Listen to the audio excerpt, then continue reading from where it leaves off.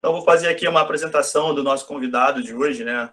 A gente, novamente, lembrando que nós somos um curso de pós-graduação, de gestão de negócio, mas estamos no Instituto Federal do Rio de Janeiro, no campus São João de Meriti, e a gente convidou para essa aula magna o Celso Ataíde, né? O Celso Ataíde, ele é oriundo da Baixada, né?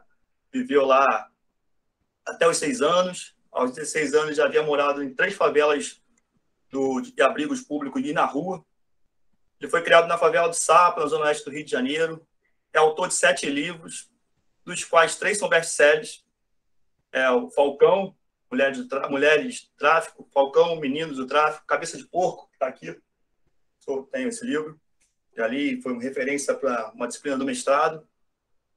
E eu acho que essa é uma coisa também que é importante também notar. O Celso foi referência a uma disciplina do mestrado na COP, na UFRJ, e talvez faltou esse convite da COP para ele também, sabe? Isso também é importante levar isso. Né? Quando eu tive o primeiro contato com esse livro aqui, eu já tinha comprado esse livro antes. Um País Chamado Favela, aquele autor com Renato Meirelles, ele traça um perfil das favelas também. Acho que é muito importante esse livro aqui para quem quer fazer trabalho em favela, pesquisa em favela. Acho que é um livro de suma importância. Prefácio do Luciano Huck. A primeira road criou a primeira favela road, né? Primeira road social, tem notícia. Celso é CEO da Road, detém mais de 20 empresas, toda com ação em favelas e periferias. Além de tecer redes aí no Brasil e no mundo, né? E apesar de não ter cursado a faculdade, já palestrou em algumas das instituições mais importantes, como a London School of Economics, a Harvard, MIT e Columbia University, entre outras universidades também fora do Brasil. E ele liderou ações que transformaram em referência como Prêmio Anu para a Social e o Rutus. Eu frequentei o Rutus no Canecão, frequentei o Rutus também lá nos Armazém, é um prêmio de hip hop. Quem gosta da cultura hip hop, é um prêmio era bem bacana isso. Uma interação com a MPB, com os medalhões da MPB. Também é bem legal isso.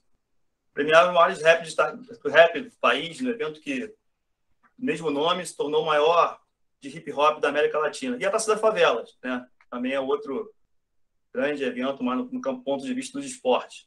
É a maior competição de futebol entre favelas do mundo, que acontece em todo o Brasil. Durante a pandemia do Covid de 2019, ano passado, e com o intuito de amenizar as dificuldades dos moradores de favelas, que enfrentaram por conta do isolamento, criou e coordenou o projeto da CUFA contra o vírus, que arrecadou doações, mantimentos, distribuiu para moradores de mais de 5.000 favelas de todo o Brasil, e o Mãe da Favela, que contempla aí milhões de mulheres, moradores do território, chefiavam seus lares com bolsa de até R$240. Enfim, essa é a apresentação do nosso convidado, que veio aí, aceitou o nosso convite assim de cara. Fico muito lisonjeado, é uma grande referência na minha formação também. Também sou oriundo da Baixada Fluminense e tenho o Celso como referência aí do trabalho que ele faz. Então, palavra aí, Celso. Muito obrigado aos estudantes, aos docentes que estão aí também participando da palestra. Bom, boa noite a todos e a todas. Eu que te agradeço, meu querido, pela apresentação, e agradeço também, porque eu nem sabia, na verdade, que você já me conhecia há tanto tempo, não sabia que você tinha lido esses livros todos. E eu, sinceramente, eu não saberia nem... Hoje a gente acabou se falando, eu estava descendo de um voo e perguntei para você do que você precisava de mim aqui hoje. E eu realmente estava um pouco preocupado em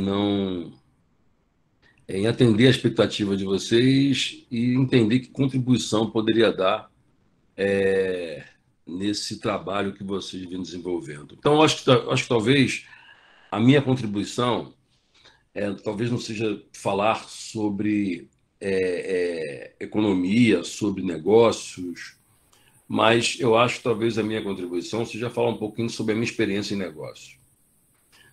Sobre a minha experiência de negócios sociais e sobre a lógica que eu construí, muito menos por estratégias e muito mais por intuição e muito mais pelas oportunidades que foram surgindo na minha vida, e eu simplesmente fui construindo aquilo que eu consigo ter hoje. Eu não consegui me preparar muito também, porque eu estou aqui num lugar que não é. Eu tô indo em São Paulo e eu estava agora no escritório em Barueri, indo para o centro, eu percebi que não ia dar tempo de chegar em algum lugar que eu pudesse falar com vocês às 22. Então, eu arrumei esse canto aqui para poder falar com vocês, mas estou feliz em poder participar desse papo. E aí, se você me permite, eu vou seguir nessa linha. Ao invés de eu falar de negócio puro e simplesmente, eu vou te dizer um pouquinho da minha trajetória, em que passa pelo social, passo por negócios e posso mostrar um pouquinho de alguns cases de sucesso que a gente tem. E aí eu acho que a gente pode, depois do bate-papo que a gente vai ter, pode ser então que eu possa tirar algumas dúvidas e dar alguma contribuição que seja mais pertinente dentro das expectativas de vocês. O que você acha? Maravilha, maravilha, Tomara que os colegas concordem, mas enfim. maravilha. Bom, então vamos lá. Então, deixa eu abrir. Então, deixa eu só falar, antes de mostrar um slidezinho que eu separei aqui para vocês. Como o Anderson falou, eu sou da Baixada Fluminense, sou de uma cidade chamada Nilópolis e sou de uma quebrada chamada Cabral. Meus pais se separaram, eu tinha 6 anos de idade. E minha mãe não tinha para onde ir, minha mãe era alcoólatra, meu pai também era alcoólatra, e ela não tinha para onde ir. Eu achei que ela fosse ficar, como eles brigavam muito, e ela sempre prometia ir embora, ela nunca tinha ido. Para mim era mais uma etapa das promessas de ir embora. Até que ela foi, nesse dia, ela foi para um lugar chamado Viaduto Negrão de Lima, em Madureira. Eu tinha 6 anos de idade, meu irmão tinha 7 anos de idade, e a gente ficou ali, embaixo desse viaduto. Certamente ela ficaria pouco tempo, porque por mais que a gente fosse pobre, a gente morava num barraco. Mas a rua é o limite. E eu fiquei durante 6 anos na rua. Dos 6 anos de idade aos 12 anos de idade, era embaixo desse viaduto que eu morava e só saía de lá para Marechal Hermes e para alguns outros lugares quando eu era ameaçado por conta dos furtos que a gente cometia naquela região. Quando eu fiz 14 anos de idade, quando eu fiz 12 anos de idade, depois de 6 anos, eu fui morar num abrigo público, chamado Pavilhão de São Cristóvão. E depois eu fui morar na favela do Sapo, Senador Camará, onde eu conheci um cara chamado Rogério Lengluber, o Bagulhão, o cara que fundou o Comando Vermelho, que quando a gente sempre via lá uma facção do Comando Vermelho, é sempre CVRL, né? Comando Vermelho, Rogério Lengluber. E eu conheci esse cara e ele sempre contava as histórias do comando, Var Palmares, MR8, falava do comunismo, ALN, das organizações dos movimentos revolucionários da época. E eu, como não tinha ido à escola, não tinha estudado, não tinha nenhuma referência, a minha vida era tentar sobreviver naquele dia. O dia seguinte nem importava muito. Sobreviver naquele dia, para mim, era o meu grande objetivo. Meu irmão foi assassinado e eu segui ali na rua com a minha mãe até que a gente foi morar, enfim, no Sapo. Eu passei a trabalhar numa rinha. Uma rinha não é de gente, né? A gente chamava de rinha, mas na prática, aliás, não era rinha de galo. Apesar de a gente chamar de rinha, era os meninos que brigavam ali. Eu era uma das pessoas que ganhava dinheiro brigando e depois eu fui tirar o pau no jogo de ronda, que em cada rodada do jogo eu tirava uma parte do recurso para comprar maconha, café, pagar os polícias, etc. Era disso que eu sobrevivia. O tempo passa, eu começo a empreender para sobreviver com a minha mãe, vendendo cachorro-quente, vendendo bolinho de aipim na praia, vendendo sorvete no trem, e é assim que a gente vivia. Minha mãe virou mãe praieira, que é uma atividade que, enfim, não é uma atividade formal, mas que a gente levava os meninos da favela para a praia de Sepetiba, no 870, que era o ônibus que tinha, Bangu Sepetiba, e ela ganhava uma grana com as mães, porque era o tempo que ela levava os filhos dessas pessoas para a praia. Era uma irresponsabilidade daquelas mães deixar minha mãe, que gostava de tomar uma goró, com 20, 30 crianças para a praia. E eu ficava ali toreando a molecada e tal. Nunca morreu ninguém, e as mães davam autorização para dar umas palmadas caso alguma criança fizesse bagunça. E bagunça é o que eles obviamente fariam. Se fosse hoje, ou pelo menos se a favela tivesse conhecimento, usasse os termos que a academia usa enfim, entrega, share, trade, network, etc., certamente ela teria feito, ela teria conhecido um fundo de investimento na época e tivesse vendido essa narrativa, porque o que ela vendia, na verdade, era credibilidade, era reputação. Então, hoje, quando eu penso que a minha mãe levava 30 crianças para a praia, simplesmente porque ela tinha credibilidade junto àquelas mães. Que é o que acontece hoje, por exemplo, com aplicativos em que você deixa o teu filho entrar num carro de um desconhecido, um carro preto que vai para debaixo da sua janela ou você mesmo entra nele. Ou seja, a reputação daquela empresa é que te permite, na verdade, participar daquela ação empreendedora. E te leva para até algum lugar e você só se permite em função disso. O tempo passa, eu passo então a ser camelô em Madureira e viro, na verdade, na época, já aos 16 anos mais ou menos, sócio de duas grandes empresas, duas multinacionais, a Nike e a Adidas. Isso ao mesmo tempo. Eles nunca souberam disso, inclusive. Mas eu era sócio deles, o camelô ali me virando na base da pirataria mesmo. Hoje eu até sou parceiro da Nike e eu não conto isso para eles porque eu tenho medo deles me cobrarem royalties retroativo. Eu nem teria como pagar. O fato é que eu começo a fazer ali algumas iniciativas, eu resolvo dizer para o subprefeito da época que eu conseguiria acabar com a bagunça que tinha em Madureira por conta desse meu network, ele acredita nisso e deixa a gente com um espaço em que eu chamo de Madureira Shopping Rua. E ali a gente começa a construir uma relação, a gente acaba com o roubo. Quer dizer, foi simples. Eu vendia a ideia de que eu era o cara mais brabo da rua, ele acreditou em mim, apesar da pouca idade, e eu não era o mais brabo, eu era um dos mais otários da rua, mas na medida em que ele acreditou e me deu vários pontos, eu dei um ponto para cada brabo, e esses brabos é quem efetivamente permitiram que a rua ficasse organizada. A partir disso, eu, então, começo a fazer algumas festas para poder entreter aqueles camelôs, ali de perto do shopping, e eu monto, então, uma festa embaixo daquele viaduto onde eu havia morado durante 6 anos, e crio, então, o Charme de Madureira. Então, quando a gente vê o baile do Charme de Madureira, simplesmente era um baile que começou com os camelôs. Estou até fazendo, nesse momento, um documentário sobre a história desse baile, em que nada mais era como que era uma atividade dos camelôs de Madureira e que, um determinado momento, era às quintas-feiras, aliás, não era nem às quintas-feiras, era simplesmente, a gente só fazia em datas comemorativas, como o Dia das Mães, dos pais, das crianças, depois do expediente. Até que um determinado dia caiu uma festa num sábado e quando a festa ia acabar às 22 horas, aquilo começou a encher. Eu descubro, na verdade, que a festa virou um sucesso porque era na saída do Botequim do Império, onde o pessoal não tinha para onde ir e passou a ir para lá nesse dia. E virou uma grande referência, etc. Eu tinha aprendido a ser revolucionário e resolvi, então, não ficar apenas com o baile de charme, porque o discurso nosso era os pretos dançarem, se divertirem, sem brigar, porque era muito mais um contraponto aos bailes funk da época, que eram os bailes de corredor. Então, eram pessoas dos mesmos territórios, porém, uns brigavam no baile e outros não brigavam no baile. Então, esse é o nosso maior discurso. E eu achava que aquele discurso ele precisava ser mais apurado, porque eu tinha aprendido a ser revolucionário, embora não tivesse condição de ler nenhum livro sobre nenhuma revolução. Até tentei uma época que o Bagulhão, o RL, o Rogério Lenglube, chegou do presídio da Ilha Grande com vários livros vermelhos e deu para os moleques lerem esse livro. Éramos 17 que fazíamos parte do grupo dele. Ele deu um livro para cada um e a gente tinha que ler o livro em 6 meses e ele ia fazer a revolução.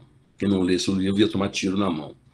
Era uma forma didática, era uma forma que ele tinha de incentivar a nossa leitura, porque ele se dizia revolucionário, ele se dizia comunista, inclusive. E para mim caiu um livro chamado Guerra e Paz, de Tolstói. E eu tinha que ler o livro e eu sabia que não ia conseguir o livro, porque eu não sabia ler livro nenhum. Nem livro do Batman, nem livro da Mônica. Eu comecei a tentar ler gibi para poder aprender a ler o livro, para poder responder a arguição. Quer dizer, o tempo passou, os 6 meses deu, ele postergou e depois ele acabou não dando a punição que ele tinha prometido. Eu não aprendi a ler, obviamente, não muito menos esse livro, que eu tenho até hoje guardado. E depois descobri também que ele não era comunista, ele era botafoguense, fã do João Saldanha, que era o técnico do Botafogo naquela época. Ele era apaixonado pelo pelo João Saldanha, que esse sim era comunista. Eu aprendi aquela ideia do comunismo, aquela ideia das coisas que ele contava, ouvia falar de referências da época, muito distante da minha realidade, mas aquelas coisas que ele dizia me encantavam e eu sofria por não ter vivido aquela época que ele contava. E eu resolvo, então, não mais ficar apenas fazendo baile de charme. Eu passo o baile para um outro cara administrar e vou fazer rap, que eu achava que era mais agressivo, que tinha mais a ver com o que eu queria fazer. E então, eu já era camelô, quer dizer, já era empreendedor, embora a gente não chamava dessa maneira, até hoje a favela não fala, não usa essa expressão, a gente se vira, na verdade, a gente tem dá os nossos pulos. E eu resolvo, então, e vou para São Paulo e me junto com um cara chamado William Santiago, que ele tinha um selo chamado Zimbábue, e a gente começa a criar bandas de rap. Dessas bandas de rap, eu passei a lançar, empresariar e ser dono de alguns grupos, entre eles Racionais MCs, de quem eu fui empresário durante 15 anos, MV Bill, de quem eu sou empresário até hoje, enfim, eu posso citar vários que a gente lançou, enfim, poder citar vários aqui. Como Mister Catra também, depois, e algumas bandas de samba e tal. E isso foi me projetando também, embora eu sempre. Então veja, eu estou contando aqui que eu já empreendia na rua, quer dizer, eu empreendia depois do furto que eu cometia. Esses objetos viravam, na verdade, peças para serem comercializadas. Então não era do jeito certo, mas era do jeito que era possível. Porque, infelizmente, eu na rua aprendi a pedir. E quando eu começo a crescer, as pessoas não queriam me dar mais. Eu só tinha aprendido a pedir. Ninguém me ensinou a trabalhar. Essas expressões não existiam. Ninguém nunca mandou escovar os dentes. Que, em tese, os dentes se escova depois das refeições. A gente não tinha refeições. A gente usava droga e não era para tirar onda. A gente usava droga para poder aliviar a dor de dente, aliviar a depressão, aliviar a dor, por exemplo, de feridas que a gente tinha, de atropelamentos que a gente sofria, do frio que a gente sentia. E a droga, ela simplesmente te curava, resolvia todos os teus problemas nos 12 minutos, 11 minutos. E você, na verdade, precisava renová-la para poder você renovar a ausência de dor e das infecções que certamente a gente tinha. E aí, então, eu passo a empreender, seja como camelô, passo a empreender, seja como vendedor na favela, passo a empreender, seja como diretor de baile de charme, depois como bandas de rap, e sem saber necessariamente o que é que eu estava fazendo. Então, aquilo era simplesmente uma evolução. Em 2000, eu lanço um disco do Racionais chamado Sobrevivendo no Inferno, que foi uma febre, que na época Caetano Veloso vendia 50 mil cópias, a gente vendia 1 milhão de cópias. E eu era o distribuidor. E nesse momento a gente se deparava com uma dor que estava entrando na pirataria, e logo na sequência a gente tinha as grandes distribuidoras de São Paulo, como Xereta, TKR, Condio e etc., em que era muito menos difícil a gente distribuir, porque era só entregar para eles que o disco CD chegava na Bahia, chegava no Rio Grande do Sul, etc. Quando quebra todo mundo, a gente então tinha que empreender distribuindo, assumindo uma série de problemas de gestão, de toda sorte, sobretudo sem nenhum tipo de experiência naquilo. Eu encarei, fui, a gente seguiu. Bom, na sequência, e aí eu acho que eu posso colocar aqui, porque aí eu acho que para poder falar dos negócios que a gente faz hoje, talvez seja racional eu contar eu mostrar aqui uma.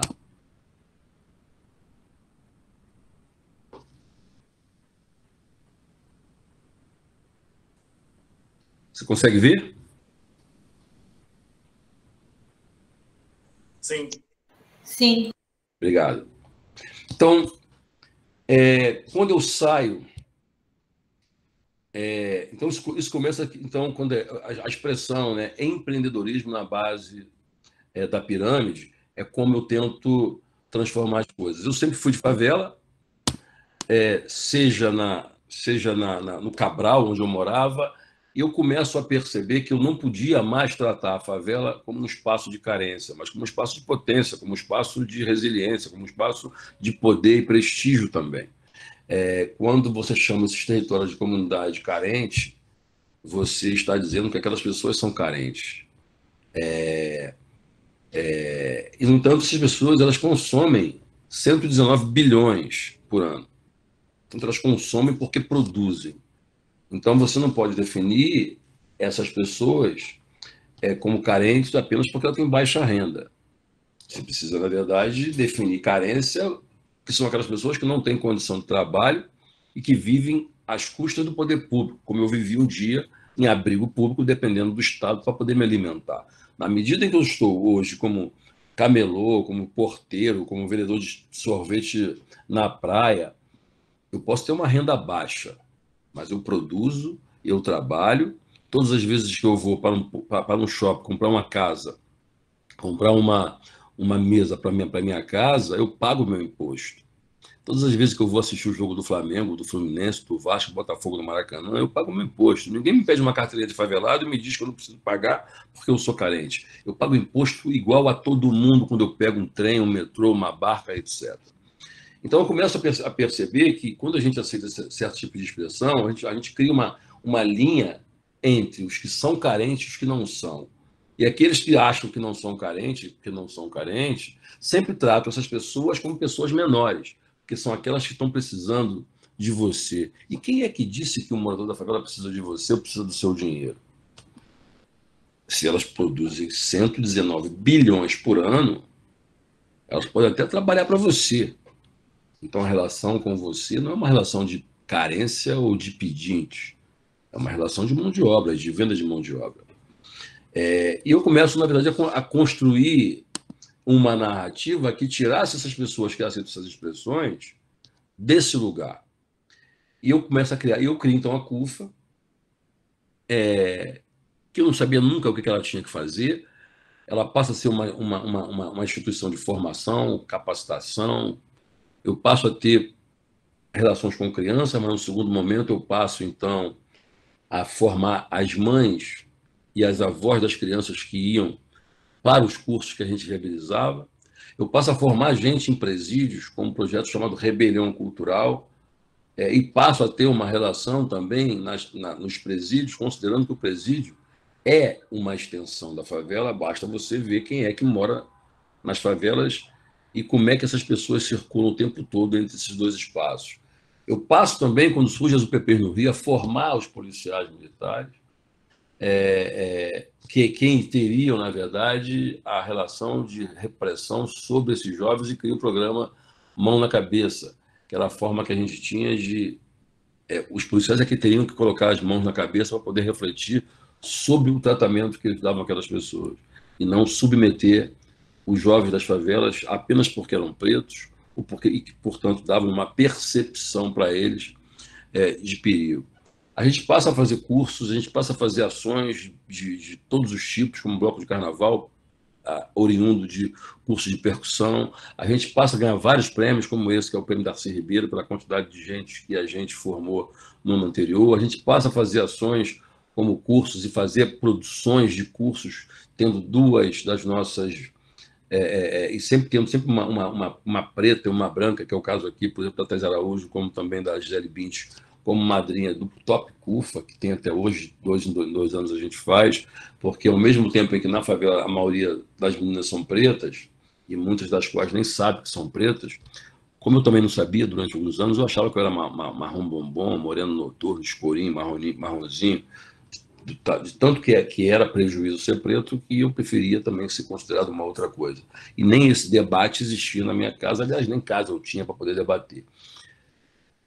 E também ter branco nas nossas ações é também não criar um estereótipo de que favela é coisa de preto. Existem brancos ali também, embora não sejam a maioria. A gente cria ações como o Taça das Favelas, que é uma competição hoje que tem uma série que tem em pelo menos 20 estados, mobilizando quase 500 mil jovens jogando, participando e obviamente, revelando tantos jovens e meninos e meninas.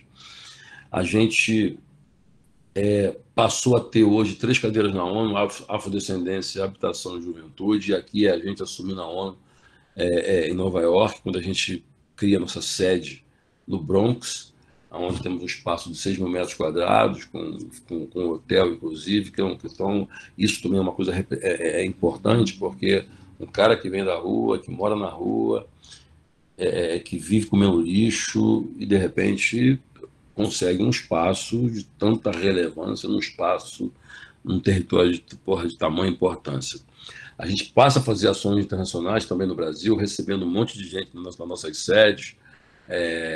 A Beyoncé passa a ser madrinha nossa no Bronx, tanto com financiamento como algumas aulas importantes que ela passa a dar, como curso de inglês para quem vem de fora dos Estados Unidos. Enfim, e agora na pandemia, a gente, enquanto CUFA, com chancela da ONU, a gente começa a fazer entrega de botijão de gás, com reconhecimento facial, e a gente começa a colocar o nosso ativo a serviço das mães das favelas, considerando que são as pessoas de mais credibilidade, não só na favela, como em toda a sociedade. Mas a gente também sabe que todos os números e todos os indicadores mostram que as mulheres são a base da base, e acho que são as mais vulneráveis. Na favela, obviamente, muito mais, que são as mais vulneráveis dentro desse espaço de vulnerabilidade, e a gente cria o programa Mãe das Favelas, que mobilizou em torno de 600 milhões de reais até o momento. E os que mais doaram foram 45 milhões da Vale, Carrefour 22 milhões, o Unibanco 10 milhões, etc. E mais uma série de outros doadores ao longo desse tempo. Esses números aqui foram os números do ano passado. Quando se soma com o desse ano, a gente vai além. Então, eu resolvo, depois da criação da CUFA, eu saí da CUFA em 2015, entrego a CUFA para o Preto Zezé tocar, passo a fazer parte e figurar no conselho da CUFA, e continua a revolução social, mas por vias econômicas, em que parece que nos ensinaram que os pretos tinham que ser fudidos, não tinham que ter dinheiro, tinham que ter vergonha de ter as coisas, em que um preto não pode jogar golfe, que um preto tem que tomar cachaça, não pode tomar uísque, porque como se estivesse, na verdade, ofendendo os outros, e fica sempre muito isso. A gente sempre tem um pouco de inveja, eu também, inclusive, não hoje mais, mas um preto que falava inglês, um preto que fazia faculdade, que fazia pós-graduação, era como se ele fosse branco, como se ele estivesse falando português, não mais favelês, como se ele tivesse a obrigação de ser ignorante, ou de ser inculto como eu era.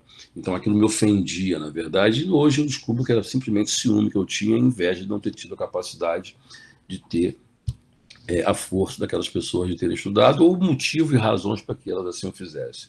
E hoje, mais do que não só aceitar isso, não só entender isso, é entender que os pretos precisam estar em todos os lugares, em todos os ambientes, porque nós somos a soma de todas as nossas diferenças. E entender isso é também revolucionário. Eu, então, crio o LEC, que é a Liga de Empreendedores Comunitários. O que era isso? A gente tinha a Taça das Favelas, e eu, quando termino a Taça das Favelas, eu resolvo dizer, peixe, a gente acabou, a gente pode se encontrar no próximo ano, quando tiver outra competição, ou a gente pode desenvolver alguma ação aqui agora e parar de ficar xingando os bancos, empresários, parar de chamar todo mundo de bandido e mercenário, e a gente entender que nós fazemos parte desse jogo também. E a gente criar os nossos negócios também. Até porque vocês já são empreendedores na medida em que vocês têm time de futebol. A diferença é que vocês não vão conseguir um Ronaldinho, um fenômeno, um Messi, todos os dias. Mas vocês são empreendedores. Se estão tendo sucesso com os seus sonhos e objetivos, é uma outra história.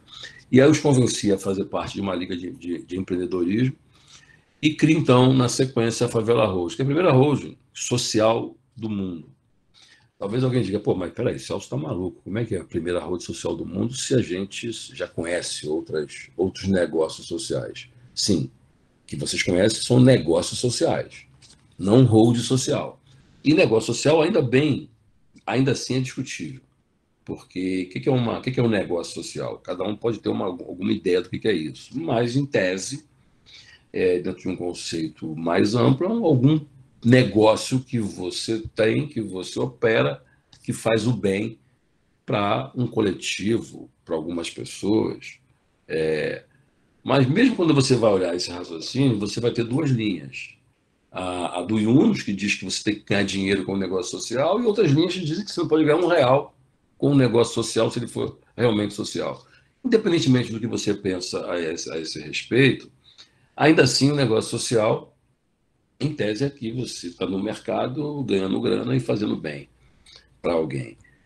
Mas se alguém aqui é da área de marketing, pode também alegar que a Cachaça 51 é um negócio social porque trabalha com autoestima, assim como o cigarro trabalha com autoestima.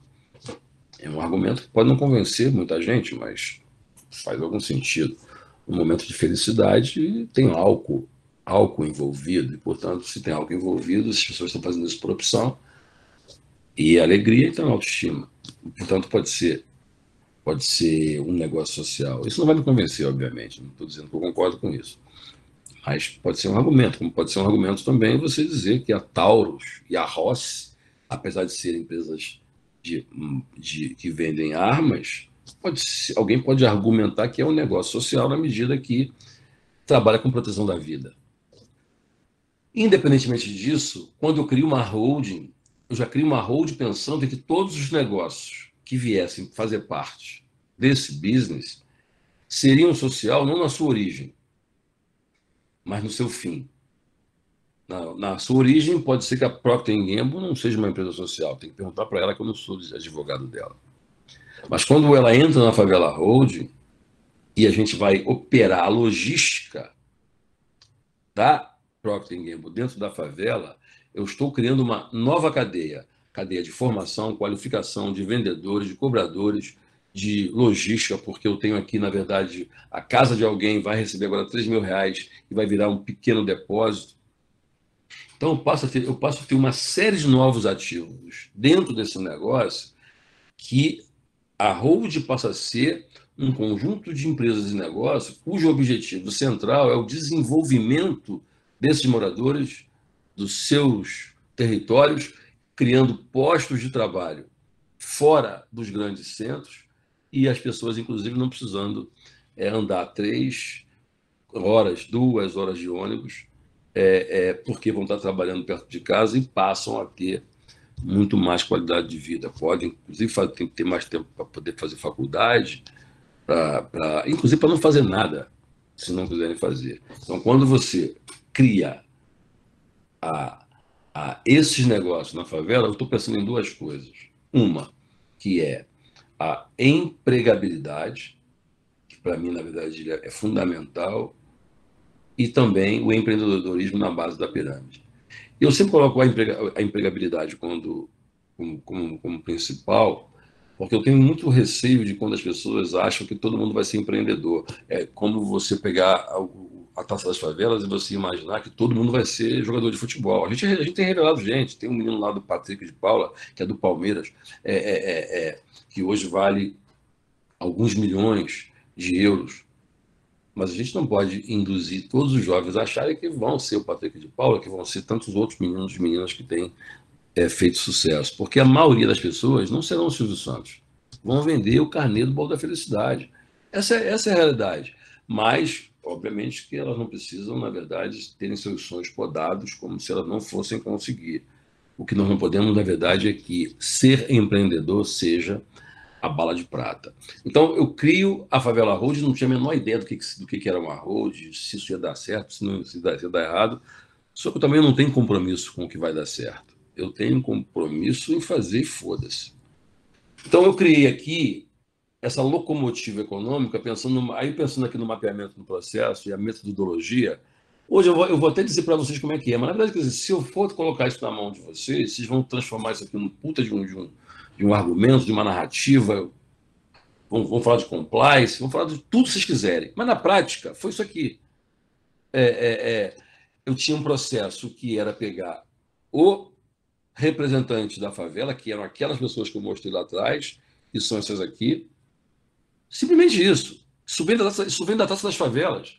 Eu não pensei em nada. As coisas foram acontecendo naturalmente. A Taça das Favelas nada mais era do que uma competição de futebol que tinha os líderes que precisavam colocar os seus times. Quando acaba o campeonato, esses líderes estavam organizados por favela. Eu tinha 96 favelas organizadas, depois 250 favelas organizadas para jogar futebol. Eu simplesmente coloco um tempero aqui, digo, vamos ganhar dinheiro, vamos fazer negócio, uma vez que nós estamos organizados, e aí Essas pessoas são essas aqui.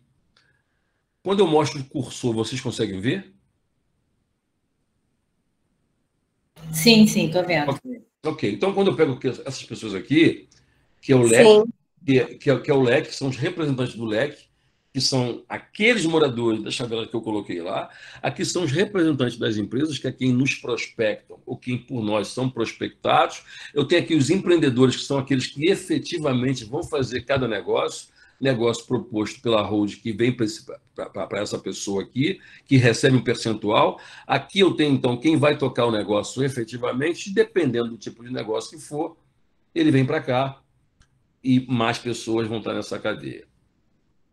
Eu pego o primeiro modelo, pego a Favela Hold, levo o negócio para candidatura e aprovação, entendi que é um bom negócio, e vamos testar. Aliás, eu estava em Barueri, que nós temos um escritório em Barueri, de uma empresa que nós temos, chama-se Alô Social, eu fui fechar um outro negócio lá, e foi mais ou menos isso aqui. Então, eu tinha ali algumas empresas. Essas empresas aqui, na verdade, nem são exemplos reais, são empresas com as quais a gente trabalha. E eu vou testar. Eu faço um piloto, testo esses lugares, considerando facção criminosa, considerando se é íngreme, se é plano, considerando as suas realidades, IDH, enfim, as mais diversas nuances daquele lugar, e vou, então, para a execução desse piloto. O segundo momento é a aprovação. A média são de 3 a 4, a média de 3 meses. Aprovei, sigo. Posso reciclar, como posso simplesmente esquecer, porque não faz o menor sentido aquele negócio. E aí, considerando que foi um sucesso, ou que foi um sucesso relativo, mas que dá para poder pensar no rollout, a gente então faz um planejamento de escala, com aquilo que vai dar certo ou não. E aí você tem, na verdade, a continuidade do processo. Isso é a Favela Hold. Então, vou mostrar para você aqui agora alguns casos de sucesso. Então, veja, eu não estudei, não fiz faculdade, essas universidades que hoje eu falo, como foi dito aqui agora, como London School Economics, como Columbia, como MIT, Harvard, por exemplo, eu não estudei, não fiz faculdade, não fiz nada. Falo desses lugares, mas nada disso aqui eu projetei, eu escrevi, eu fiz uma tese de mestrado sobre esse assunto. Negativo. Simplesmente eu fui tocando passo a passo e sendo um especialista daquilo que eu me propus a fazer. Então, não existe uma pessoa que conheça mais de favela do país do que eu hoje, porque além de fazer muitas coisas nesses territórios, a maior organização de favela do país é a CUFA, que está em 20 países, está em 5 mil favelas, que na pandemia viabilizou 600 milhões de reais, em que presta conta direito. Quando você olha para os países onde a gente atua. Então, além de tudo isso, dessas empresas, nós temos um instituto de pesquisa. Então, isso faz com que eu não apenas conheça o sentimento desse território, mas eu conheça, na verdade, os números disso. E aqui eu vou mostrar para vocês algumas empresas nossas hoje. Então, hoje nós temos 24 empresas. Essas são algumas dessas empresas. E aqui alguns dos clientes que nós temos, que são clientes de algumas dessas empresas. Nós temos várias, então algumas dessas empresas são clientes de algumas delas, e algumas dessas empresas aqui são clientes de várias das empresas, como vou mostrar aqui para vocês. Essa aqui é uma das empresas que nós temos. Nós temos hoje... a gente tinha 450 agências de viagens em favelas. Chama-se Favela Vai Voando. Hoje nós temos menos por conta da pandemia, que esse setor nosso foi muito prejudicado. Nós passamos para ter 380 agências de viagens, em que nós construímos esse modelo, nós que viabilizamos essas franquias, e o favelado não entra com nada. Então a gente prepara, qualifica, e depois ele fica com 10% de todas as passagens que ele vende. Na Rocinha, por exemplo, se vende lá R$240 mil por mês de passagem aérea, onde esse empreendedor ganha R$24 mil. Ora, no caso da Rocinha, era um cara que era vigia. ele tinha uma expectativa de ganhar R$ 1.500. Hoje ele ganha R$ 24.000 por mês. E isso significa o projeto, que o meu projeto não é individual, é coletivo. Então, os nossos parceiros básicos é TAM, Azul. A gente tem, por exemplo, a iFavela, que é uma empresa que nós montamos dentro da pandemia, que é de esportes de favela. Uma das plataformas hoje, quer dizer, a gente tem hoje 1 milhão de pessoas que assistem o nosso jogo. Nós temos uma competição que chama-se Taça das Favelas de Free Fire. Quem conhece Free Fire sabe o quanto isso é um mercado bilionário. Eu conhecia isso? Não. Eu conhecia Come, no máximo Atari. E, de repente, eu estou olhando que os moleques das favelas estão vendo celular, jogando celular. Eu estou achando que eles estão no Facebook, no Instagram, no WhatsApp. E, de repente, eu percebo que não. Eles estão jogando um joguinho que eu não sabia nem o que era. E hoje, na verdade, a gente então fez, a partir do ano passado, uma competição de taças de Free Fire, e no ano seguinte, 2 bancos, como Santander e Itaú, querem ter acesso a esses jovens que consomem diamantes todos os dias. Então, você imagina, 1 milhão de pessoas assistindo um jogo de Free Fire e consumindo diamante, que é, na verdade, como se fosse a moeda digital daquele jogo. Obviamente que tu está falando de um banco, de uma espécie de bancarização nesse território. Então tem um mundo aqui. E um mundo não necessariamente que eu domino. Então o que eu montei foi um guarda-chuva, foi um ecossistema em que acaba sendo uma extensão de qualquer coisa. Não estudei em Harvard? Não. Eu fiz curso de nada, não fiz curso nenhum de nada. Eu sou especialista em favela. E quem são os especialistas nos mais diversos segmentos são os meus parceiros, que é quem conhece de cada coisa. Criei a Comunidade DOR, que é uma empresa que eu não vou ficar aqui falando muito sobre ela, para a gente não perder muito tempo, porque já vi que já está dando 21 horas e vocês já devem estar chateados de eu estar falando tanto. Então, aqui é uma empresa de outdoor. Quando vocês verem os outdoor em shopping center, grandes vias, aeroportos, etc., todas aquelas campanhas, nós temos uma empresa que faz a mesma coisa num modelo menor, com placas menores. Até isso é tão efetivo que até a Rede Globo de televisão ela faz campanha conosco, ou seja, ela vai via televisão, ela vai via programação, ela vai via os modelos clássicos de fazer mídia, mas nada é mais impactante do que a mídia em loco.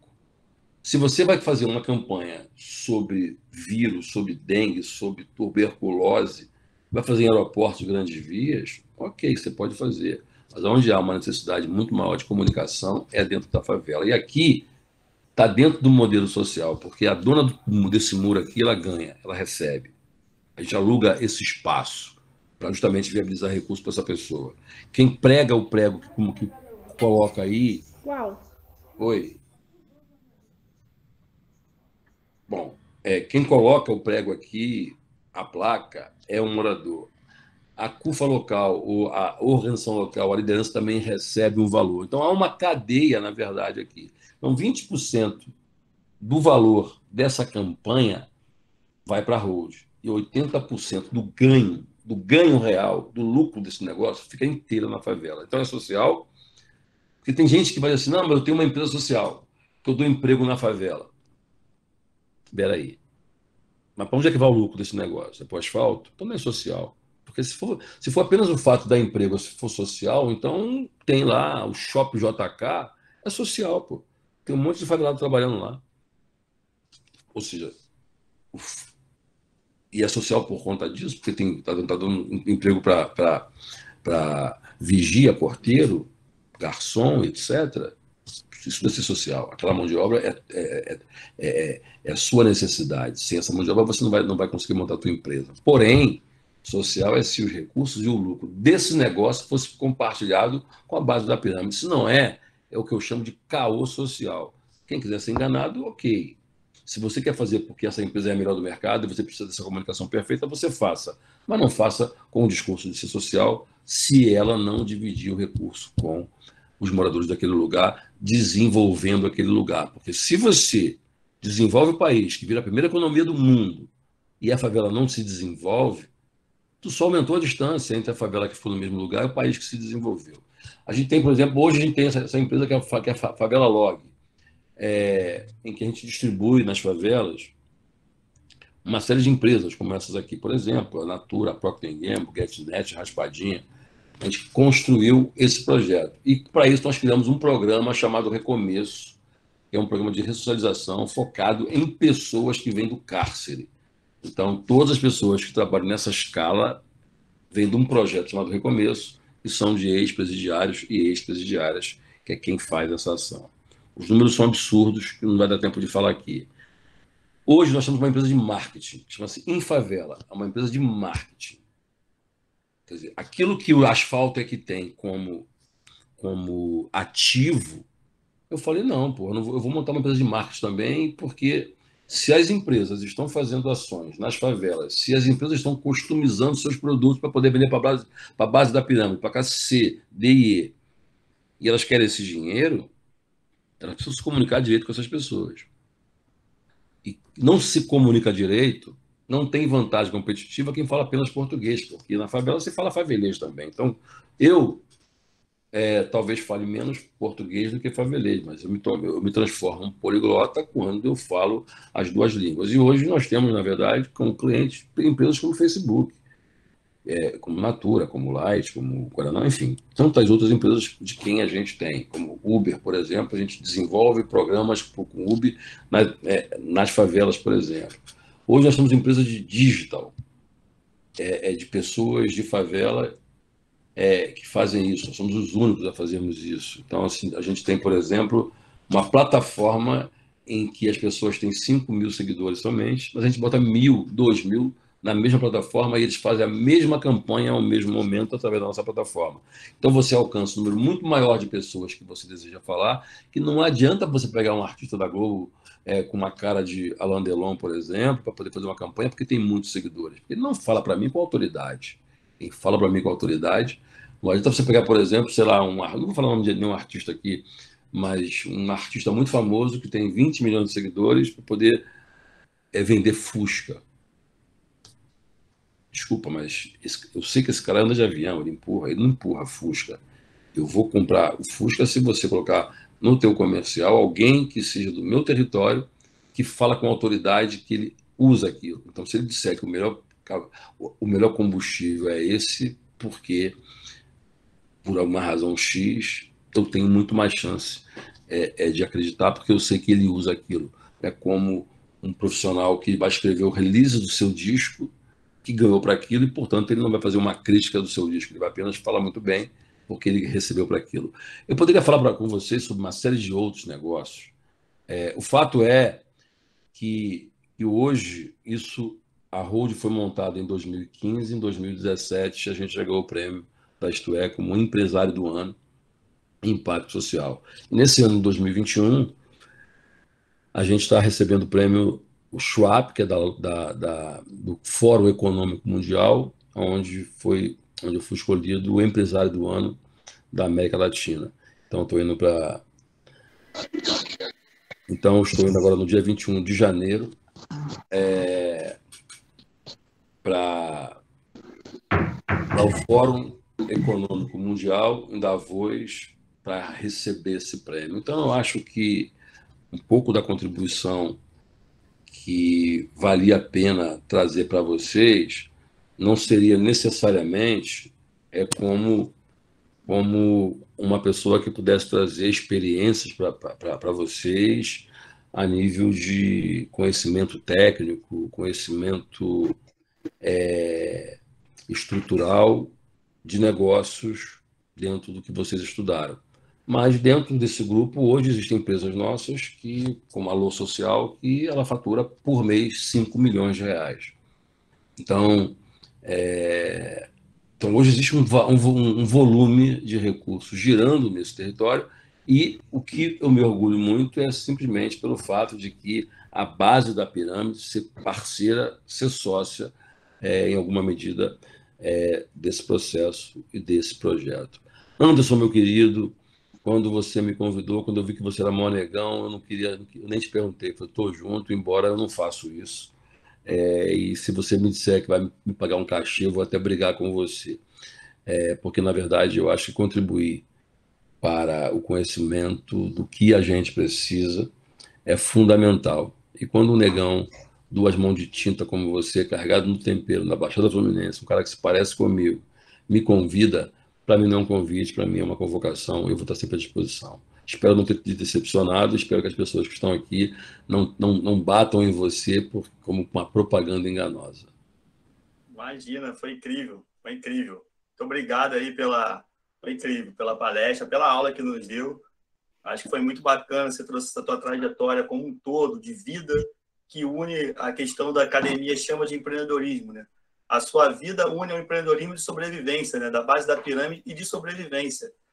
Sábado eu tive com o Binho, lá na Bienal, até esqueci de falar com ele que você estaria aqui, Binho Cultura, e passamos rápido, ele estava terminando de fazer uma apresentação, ia falar com ele que você estaria aqui também, mas eu coloquei no Instagram.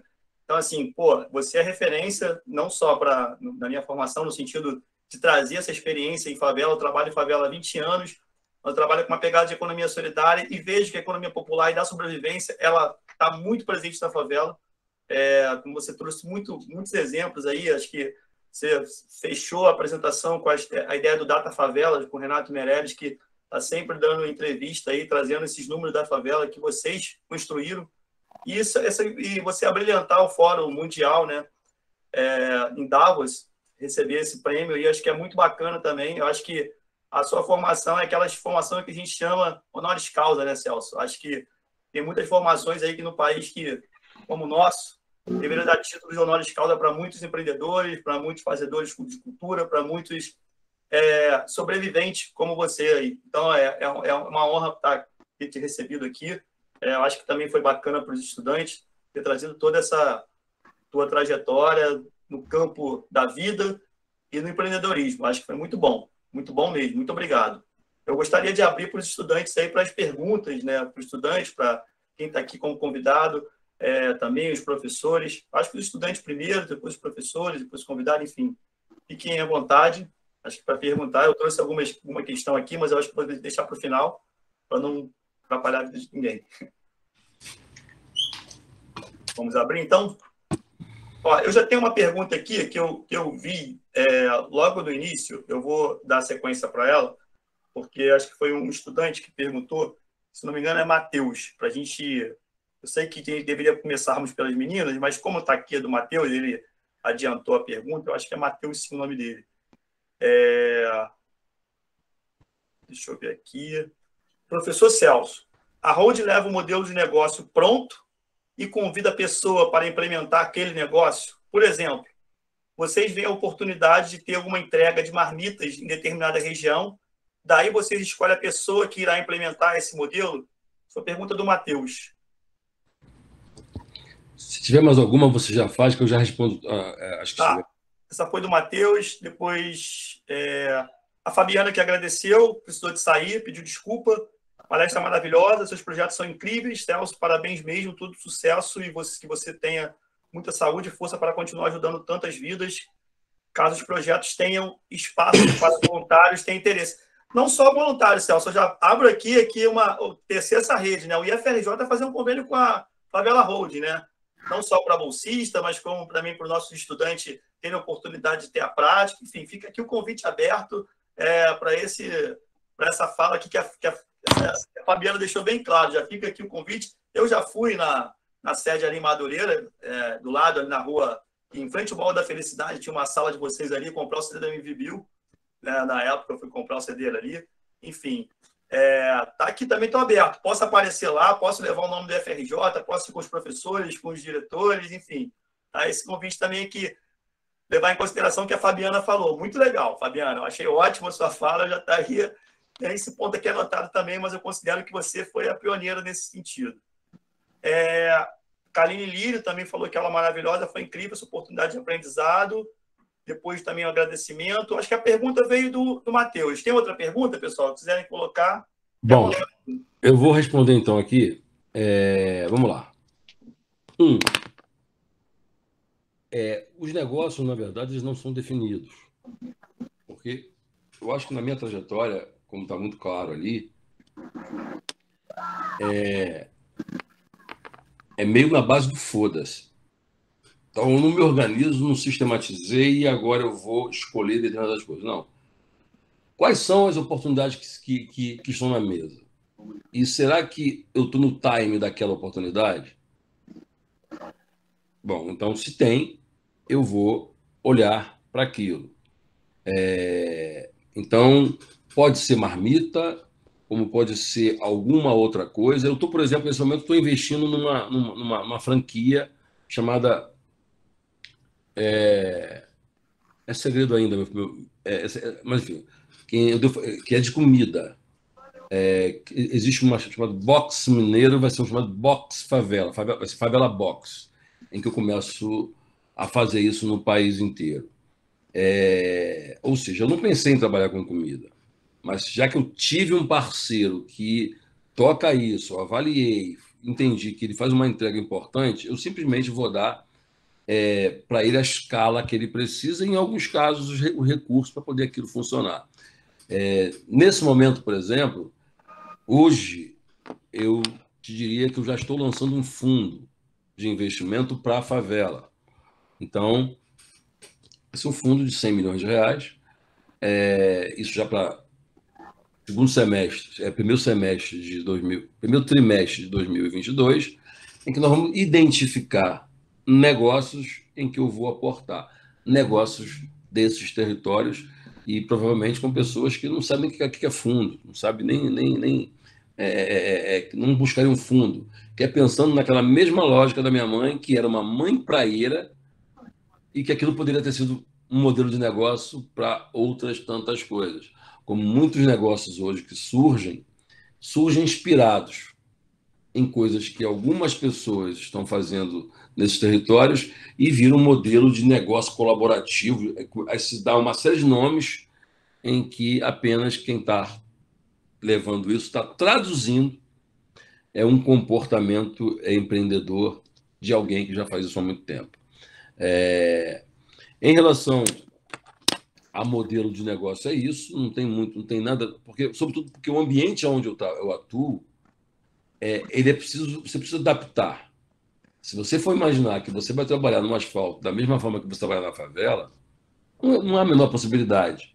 Você precisa entender qual é a favela que você pode vender gás, qual é aquela que você não pode vender gás, por razões das mais diversas, e também que tipo de aderência tem determinados produtos naquele lugar ou naqueles lugares nesse primeiro momento, que pode ser que no segundo momento faça algum sentido. Parcerias, por exemplo, com a universidade, quem quer que seja, eu sempre tive muita resistência em fazer parcerias com a universidade, porque eu sempre vi as universidades e os empresários, de um modo geral, sempre atribuindo muito valor ao que a favela tem, mas sempre com um ar muito de superioridade. A favela é sempre um laboratório, os favelados são sempre os camundongos, e esses são sempre aqueles cientistas que não abrem mão da condição de cientista e não querem co-cientistas. Então, há uma arrogância gentil permanente, até no elogio, quando diz, olha o jeito deles, olha, eles têm o seu jeito de pensar também, ou seja, atribui um valor que é tão baixa a expectativa dessas pessoas sobre a nossa capacidade de produção e de elaboração. Qualquer coisa que parte de nós é um ato de genialidade, porque elas não esperam absolutamente nada de nós. Então eu não posso legitimar isso. Eu fui a pessoa que, alguns anos atrás, fui preso, fui processado por apologia ao crime, por uma série de coisas, porque eu sempre acreditei nisso. Eu não achava que a gente podia ser coadjuvante do nosso processo. Aqui nós temos que ser protagonistas, custe o que custar, e precisamos do tempo que for. Eu posso não falar um português correto, eu posso não falar no tempo do pretérito mais do que imperfeito, etc., eu posso não fazer nada desse jeito. Mas aqui eu sou PhD. Eu sou formado na Universidade do Sapo. Aquela universidade, ela me deu, na verdade, parâmetros para estar hoje em certos lugares. Eu entendi que aquele lugar não é lugar de carência, é lugar de potência. E convenci muitas pessoas que precisam se colocar dessa maneira. E eu sempre tive muita resistência nas universidades, mas, na verdade, a universidade, depois eu descubro que a universidade é feita de pessoas, né? É feita por pessoas. E, sobretudo, a universidade de hoje não é mais a universidade de 20, 30 anos atrás. Hoje, quando eu vejo você, um professor negão, eu falo, porra, o negão é professor, deve ter pós-graduação, sei lá que porra, doutorado em alguma porra, que eu não sei nem que porra é essa, e vou ficar feliz. Mas hoje eu sei também que você não é mais o único, porque hoje a gente tem aí uma série de processos que fizeram com que, seja por cotas, seja por grupos étnicos nas universidades, e que eu não preciso mais ficar tão orgulhoso de você. Hoje eu preciso, porque eu sei que hoje eu tenho aqui o Sérgio Henrique, etc. Eu tenho uma porrada de outros pretos e pretas que estão também nesse lugar, elaborando, e a gente está mais interagindo com as universidades. Então, mas é preciso dizer de onde é que vem, na verdade, esse lugar que eu tenho, que não é preconceito, o contrário, mas é uma defesa, porque, do contrário, o que vai acontecer? Como é que funciona? Os pretos, eles eram presos, o único crime que eles estavam cometendo era estar com o pandeiro na mão. Estar com o pandeiro era crime. A gente vive num país que há pouco tempo o racismo era política oficial de governo, em que o branco fala assim, pô, mas a cota não é importante, importante é a educação. Se a educação não for antirracista, ela não serve de nada, porque todos os racistas têm cultura, pô, têm formação, têm dinheiro, estão na Bolsa de Valores, estão na cabeça das empresas. Então, eles são educados, os seus filhos também são educados. São educados para quê? Para ir para a porta do Senado, do STF, vestido de Ku Klux Klan. Você pode ter o partido que você quiser, mas quando você vê um presidente da República tomando leite em público, você tem que saber que tomar leite em público, daquele jeito, aquilo ali é você. O leite é, de forma objetiva, a purificação da raça ariana, segundo os racistas, segundo a Ku Klux Klan. Aquilo não é um leite à toa. Quando você vê uma galinha preta numa encruzilhada, não é uma galinha que passou ali, caiu e morreu. Aquilo tem a ver com uma cultura, aquilo tem a ver com um sinal. Se a gente não sabe o que é isso, aí a gente vai ficar, na verdade, fingindo que as coisas são normais, não são. São sinais para a tua base. E isso são gestos racistas, que não sou eu que estou inventando isso. Até porque eu não tenho essa. Eu tenho um monte de sócios brancos. Então, o que eu não poderia, na verdade, é ver que o samba, por exemplo, só como exemplo, né? Em que foi desenvolvido, que foi criado, em que para poder você sambar, você tinha que ir para o mato, aí, onde surgem os barracões, que eram as tendas dos milagres, quem é ateu e viu milagres como eu, em que os pretos tinham que ir para lá, aquilo vira barracões de escola de samba, inclusive, e quando o homem branco pega seu network e tira as cordas da rua, o primeiro ato é te trocar o nome de barracão para ateliê, e o segundo ato é deixar os pretos empurrando o carro alegórico e toda a riqueza para o homem branco. Então, eu não posso concordar com isso. Se é para poder o dinheiro para o homem branco do asfalto, a família do Cartola ficar passando fome, eu prefiro, então, que o samba volte para a rua e ninguém vai ganhar dinheiro com essa porra, então. Isso se dá com a universidade, isso se dá com os ISGs da vida, isso se dá com os compliances da vida, ou seja, a democratização das oportunidades vão ser para todos. Eu vejo que a gente tem avançado e muito, e acho que a universidade precisa cada dia mais repensar a sua forma de pensar sobre esse lugar, sobre essas pessoas, e não é dar protagonismo para ninguém, mas é reconhecer um protagonismo que está aqui, já existe. Mas, resumidamente, eu quero fazer, sim, as parcerias das mais diversas, e porque eu acho que o legado que eu posso deixar não é só a fortuna que eu gero hoje. Até porque, na verdade, no condomínio que eu moro, é um condomínio onde moram pessoas de um poder aquisitivo muito grande. Mas os meus pares, eu encontro de manhã e no final da noite, e no final da tarde, quando eles entram para poder trabalhar e quando eles saem do condomínio depois da sua jornada de trabalho. E quando troca o segurança da portaria, quando eu vou entrar com o meu carro, ele sempre acha que eu sou um lavador de carro que vem entregar o carro do patrão. Ele liga para minha casa, fala: ô negão, tu vai aonde? Eu digo: liga para o telefone tal. E o cara liga, fala com a minha mulher, e ela fala: não, esse que está aí é meu marido. Vê se é o Celso Ataíde que está aí. Qual é o seu nome, negão? Celso Ataíde. Ô, doutor, só me desculpa. Quer dizer, eu só sou doutor a partir do momento que ele sabe que eu sou um morador. E a culpa talvez não seja dele.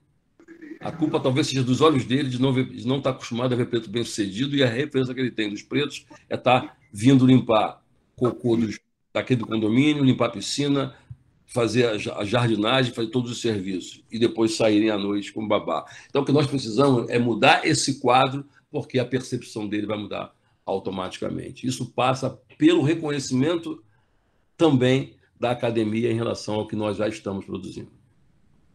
Bom, é uma reflexão importante mesmo. Isso acontece com todos nós, né? Que temos algum determinado ponto em nossas vidas, né? Isso é uma reflexão que tem acontecido. Professora Deise, a senhora quer perguntar?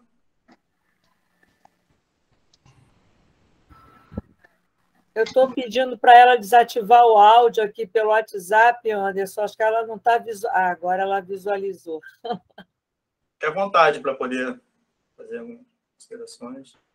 Eu gostaria, Anderson, se você não tiver nenhum aluno aí na fila... Por favor, não tem. Aqui no WhatsApp, na lista da caixa de mensagem aqui no chat, não tem, mas fica à vontade. Tá bom. Celso, primeiro parabenizar, né, porque é sempre uma discussão muito cara, né, muito séria, não só para a academia, né, mas eu acho que para todas as dimensões, né, políticas, econômicas, sociais, culturais. Eu sou professora de empreendedorismo e, durante muitos anos, né, eu sempre escuto e sou olhada de uma maneira assim, meio avessa, né, porque falar de empreendedorismo sempre vem aquela lógica neoliberal, né, de que você está fazendo empreendedorismo para quem, né? Por que você ensina o empreendedorismo? E aí vem essa discussão, né?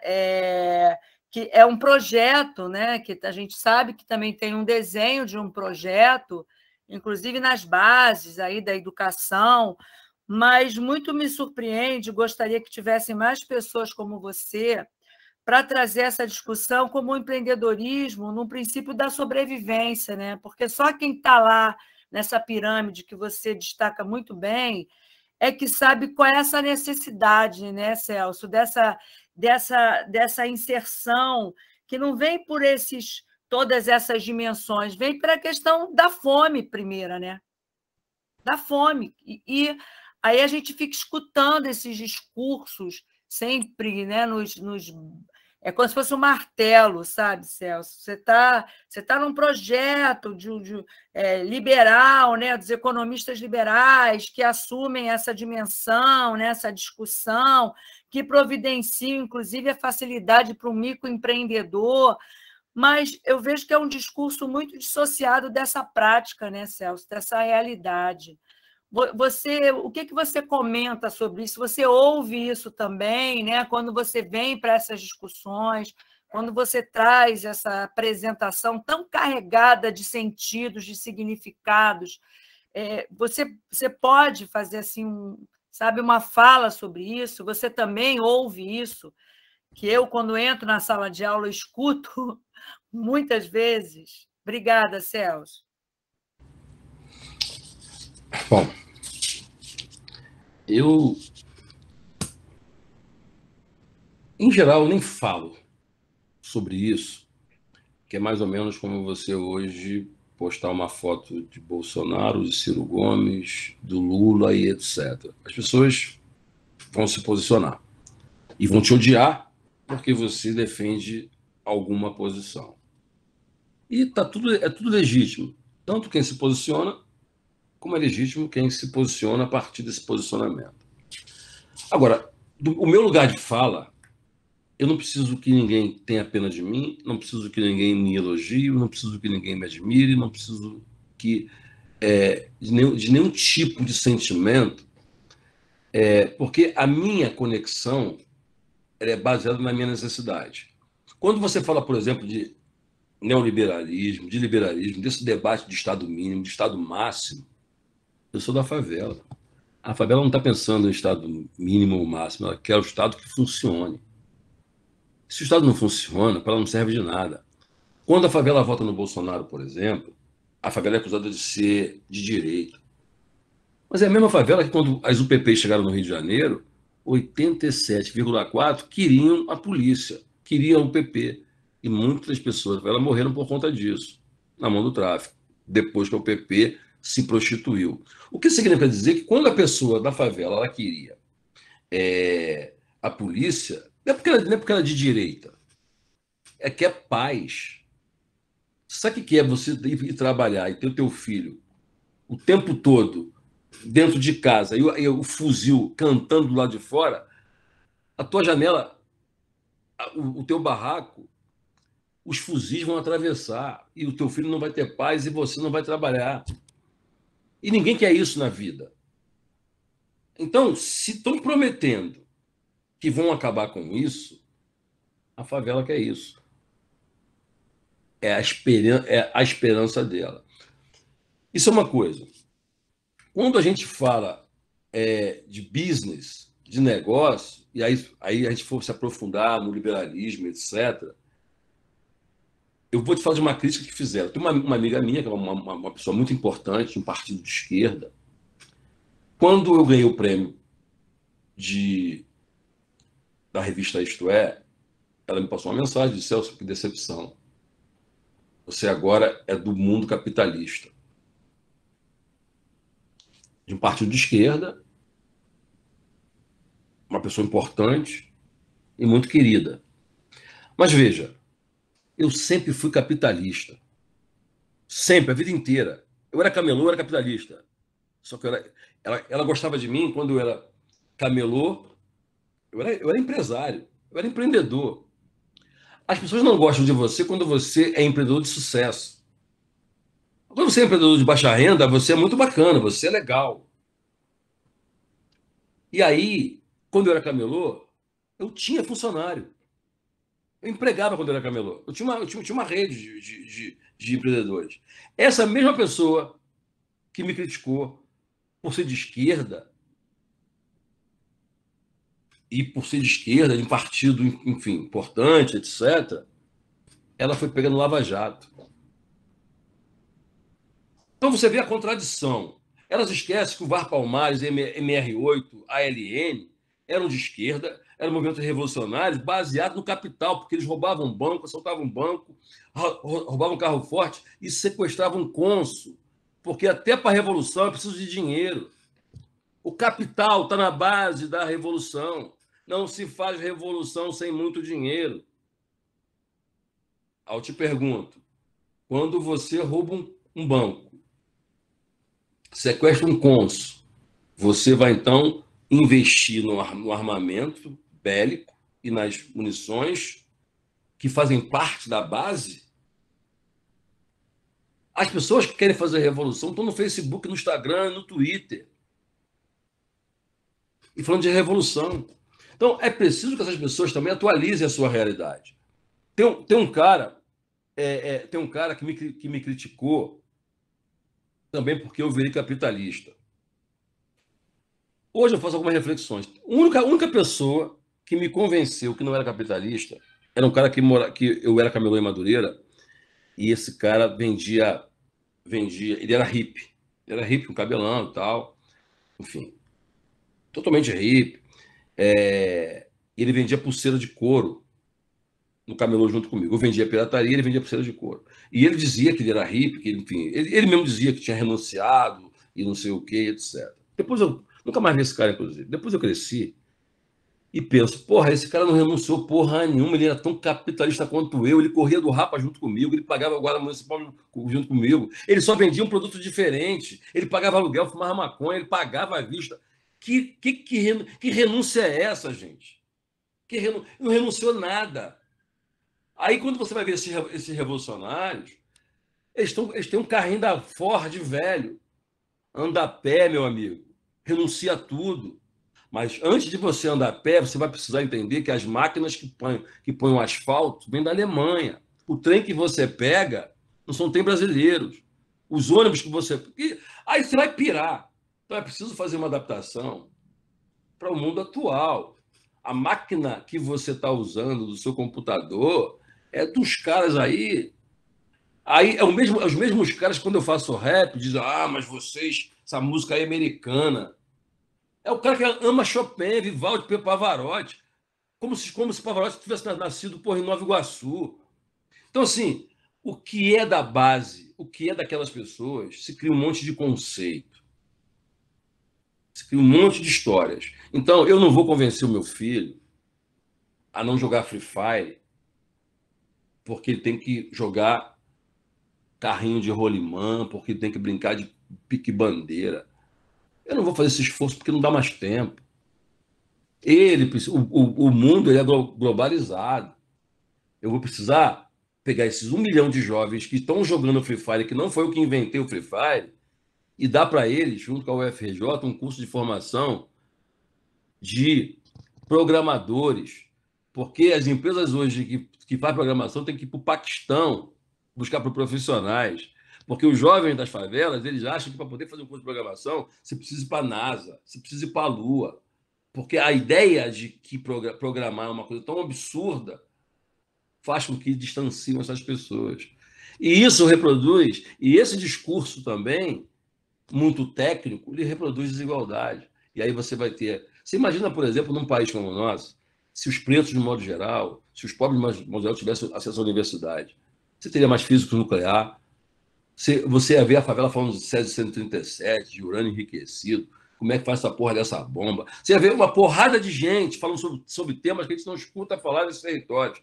E aí, quando somente uma base da sociedade tem acesso a tudo isso, ela fica muito feliz porque ela é uma exceção.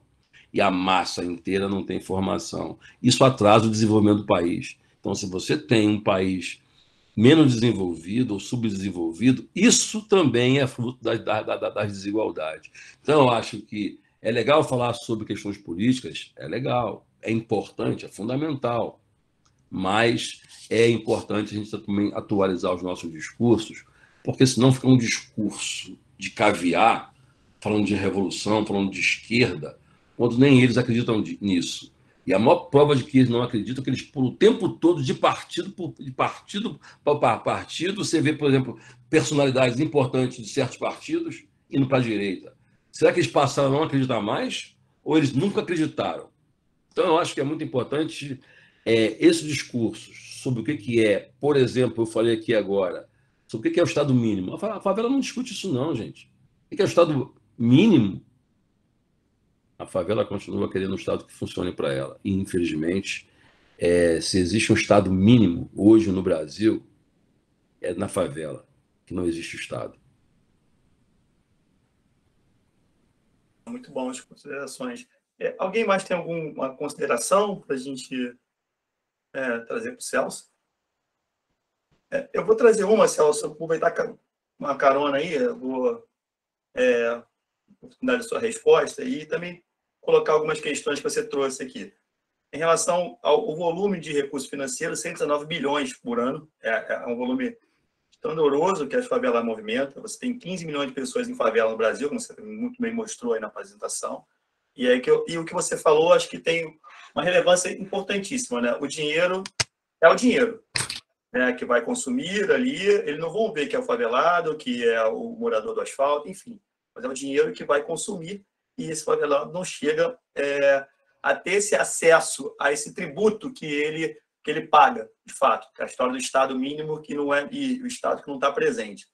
Mas você também tocou num ponto também interessante, que você trouxe a ideia do programa Mão na Cabeça, que na época era do PP Social, né? Acho que era, pelo que eu vi na foto ali, parecia que era o PP Social, com o Ricardo Henrique, na época. Acho que foi um projeto interessante, quando o PP Social funcionava.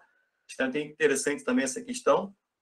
O outro ponto que você trouxe também nessa palestra foi a questão do Favela Vai Voando, né, que eu já tinha ouvido você falar numa palestra, que é muito interessante, essa ideia do empreendedor, que ele consegue entrar em uma favela e ter um rendimento de um empreendedor médio brasileiro, né, de classe, uma família de classe média, ou classe média alta, assim. Né, o cara que estava condenado a ser um segurança, como você falou, ou ter uma expectativa de ter um salário mínimo ou um pouco mais, ele tem um rendimento de R$24 mil. Isso assim, é super grandioso. E você também falou dessa coisa do investimento no marketing. Mas, pegando carona dessa pergunta que você trouxe aqui, eu queria que você, dessa resposta que você deu em relação à questão política, eu queria te perguntar sobre o Frente Favela Brasil. Eu acho que foi uma empreitada sua, do ponto de vista político, e realmente marcar uma posição do ponto de vista político, de fato, que é legítimo. Você trouxe a ideia da esquerda, eu acho que a esquerda tem que se reinventar em muitos casos, mas acho que o Frente Favela Brasil traz uma novidade para essa esquerda. Espera aí, nós somos favelados, nós vamos ter participação política também. Quantos senadores negros temos no Senado? Paim, mais quem? A Casa de 15 e 13 deputados tem quantos deputados negros? E as casas legislativas dos mais de 5 mil municípios que temos no nosso país, né? E quantos prefeitos? Então, você traz a ideia do Frente Favela Brasil, que era uma empreitada política, que você conseguiu articular muito bem, algumas lideranças negras, lideranças essas, o nome na toda a mídia. E, de certa forma, acho que foi uma empreitada muito bacana, e eu queria que você falasse um pouco para a gente também do Frente Favela Brasil, que eu acho que é uma empreitada e tanta, do ponto de vista político, de marcar uma posição do papel do negro na política, sem a escota partidária, né? E essa ideia também que a gente vê muito das esquerdas, uma crítica também que faço, né? Os negros ocuparam os ministérios sociais, não os ministérios, outros posicionamentos. Então, é isso que eu queria ouvir um pouco aí de você. Eu acho que você falou muito bem. Quando a gente fala da frente, quando a gente fala da Frente Favela Brasil, a ideia não era nem, na verdade, nem nunca foi necessariamente criar um partido puro e simplesmente. Mas é muito mais sinalizar para os negros que, se o poder for feito pela maioria, nós precisamos pensar no poder e não no nosso acesso. E a gente não pode apenas ficar reclamando dos pretos estarem ausentes nesses espaços de poder. Porque, na prática, isso tem a ver com dinheiro, que é um debate onde o preto não quer estar, ou os pretos acham que a gente não tem que estar nesse debate, que a gente tem que estar na rua reivindicando. Quando, na verdade, por que os pretos não são eleitos? Porque não tem dinheiro para campanha. Você pega um determinado partido, o coeficiente é de 200 mil votos para eleger um deputado federal, por exemplo. Então, tem um partido X que uma deputada ou um deputado sabe que tem 80 mil votos, ele precisa de 120 mil votos para que ele seja eleito. Então, ele busca assessorista, lavador de carro, e coloca na cabeça de todo mundo que sonha, para todo mundo ir buscar voto, para poder fazer os 200 mil e ele ser eleito. E ele normalmente não é preto. Então, fica um monte de bucha, de canhão, colocando os seus recursos pessoais, vendendo seu carrinho, etc., como se ele fosse eleito. Não vai ser eleito, porque já aquele chefe daquele partido já está com seus 70, 80 mil votos já reservados. Só precisa que os outros pretos se juntem para poder cada um fazer uma vaquinha de voto e fechar os 200 mil. Mas as pesquisas vão mostrar o tempo todo que eles não estão sendo ameaçados. O que significa dizer que o que falta para os pretos é dinheiro para poder fazer as suas campanhas, ou boa vontade dos partidos que queiram que esses pretos estejam dentro desse processo político de outra forma que não seja de sempre. Então, colocar esse debate na sociedade foi isso. Então, o meu lugar não é na política. Eu ajudei a fundar a Frente Favela Brasil, que está, nesse momento, coletando assinaturas para se formar a última fase do partido, mas eu sequer assinei a minha ata de fundação, de fundação ou filiação, porque não é nesse lugar que eu quero contribuir. O que eu fiz foi financiar todo o processo, e quando virasse um partido político, eu já não poderia mais financiar por conta das leis e etc. Mas o processo anterior a se formar um partido é você ser uma associação, e só passa a ser um partido quando você pega essa associação que dá entrada em Brasília no TSE. E aí ele te aceita como partido, e a próxima fase é você pegar o apoiamento, que é a quantidade X de pessoas que apoiam essa iniciativa. Portanto, eu acho que é importante que o preto esteja nesse debate. Eu vou te dar um exemplo. Quando você fala que são 513 parlamentares em Brasília, sim, mas dos quais 202 são da bancada evangélica e 440 são da bancada rural. Não tem espaço para mais ninguém. Se você hoje tiver um debate em Brasília sobre se mata ou se não mata um pai de santo, os evangélicos já têm 202 votos de cara. E pode negociar com a bancada rural mais votos, porque eles conseguem trocar voto. Não estou aqui fazendo nenhuma crítica a quem é evangélico aqui, não. Até porque todo mundo respeita a religião de todo mundo, mais ou menos. Porque o evangélico não vai botar um macumbeiro para poder tomar conta do seu filho, porque acha que aquela pessoa está com o diabo no corpo. Tanto é que exorciza aquela pessoa, apesar do respeito que ela tem por aquelas pessoas. Então não é bem assim, não é que não respeita a religião do outro. Ao discurso e à prática. Então, eu acho que o papel da frente Favela Brasil é colocar a favela também nesse debate de poder e não de busca, e os pretos. Por que os pretos? Porque a favela, na verdade, é um espaço simbólico de exclusão. E os excluídos não sabemos quem são. Mas tem branco na favela? Óbvio que tem. Mas não é a maioria. 87% são pretos. Pretos como eu, que muitas vezes não sabem nem que são pretos. Ou não se consideram pretos. E que precisam se descobrir pretos muito rápido. E queria falar de duas coisas aqui que você falou também, que é em relação à quantidade de... Eu, como instituto de pesquisa, preciso me parametrizar pelo IBGE.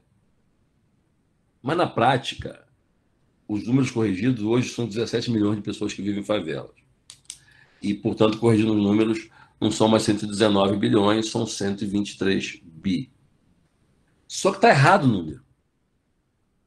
Por quê? Quando você vai olhar os critérios do IBGE, ele leva em consideração percentual de urbanização, percentual de título de posse. Se você pegar uma favela de palafita, que não tem nem banheiro nem nada, e der posse para todo mundo, ele é tirado da condição de aglomerado subnormal, que é como o IBGE chama a favela. Só que tu sabe que se tu der posse para todo mundo, vai ser uma favela com 100% de título de posse, de título. Se você pegar um complexo do Alemão, por exemplo, que é uma favela semi-urbanizada, a rua principal é urbanizada, cai para o beco já não é. Então, na prática, não deixa de ser favela porque você semi-urbanizou. Então, é muito mais um favela-bairro, mas não deixa de ser favela. Tem um quê ali de que deu uma melhorada em alguma coisa, mas continuou sendo, o poder aquisitivo é o mesmo. Enfim, a realidade é a mesma.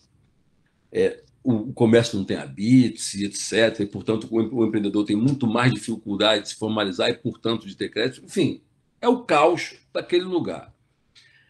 Na prática, são 37 milhões de pessoas, quando você coloca as favelas que não estão no número que o IBGE colocou. Mas ainda considerando os números do IBGE, o potencial das favelas é maior e com consumo, a mobilização das favelas é maior do que o Paraguai e a Bolívia somados. Se você pegar uma empresa, vocês como desse meio, se você perguntar uma empresa, escuta, vocês gostariam de fazer um plano de expansão para uma cidade de Pernambuco? O cara diz, pô, claro. Só que é o seguinte, a Rocinha, ela é maior do que 82% das favelas brasileiras. Quando você fala mas a favela quando você pensa em cidade, você pensa em São Paulo, Rio. Mas o que tem de cidade, 20% tem 5 mil habitantes. Aí quando você pega a cidade de 20 mil habitantes, 30 mil habitantes, 50 mil habitantes, a maioria das cidades tem poucos habitantes. E, portanto, na verdade, as favelas que têm mais do que os habitantes da Rocinha são, no máximo, 19%. Então, você tem um mundo aqui esperando serem potencializadas. Eu escrevo para a revista Exame. Eu vou mandar aqui para você o meu artigo que eu escrevi hoje. E falo, inclusive, disso, das oportunidades que estão ali, mas o que precisa, na prática, para mim, é o que eu não tive, que é formação empreendedora. E não acredito em determinadas escolas de negócio, porque hoje eu pego algumas empresas, algumas escolas de negócio, que vou dar aula na favela. As caras vêm assim, não, a evolução biológica aí dos negócios fortalece a concepção fundamental que a homogeneidade do campo físico. Eu falo, puta, o que os caras estão falando? E não vou entender porra nenhuma. Então é preciso que esses professores falem favelês para poder trazer essas informações, porque senão a gente não consegue nem... Se já é uma evasão escolar, porque ninguém já não aguenta mais, vai me falar dessas coisas. Então, assim, então é muito importante em que a gente tenha uma escola de negócio. Eu hoje sou consultor de algumas escolas de negócio. E aí eu vejo que os filhos dos generais são formados, são treinados para serem generais. E os filhos dos soldados são formados para serem soldados. Eu hoje sou best-seller. Eu tenho livro em primeiro lugar hoje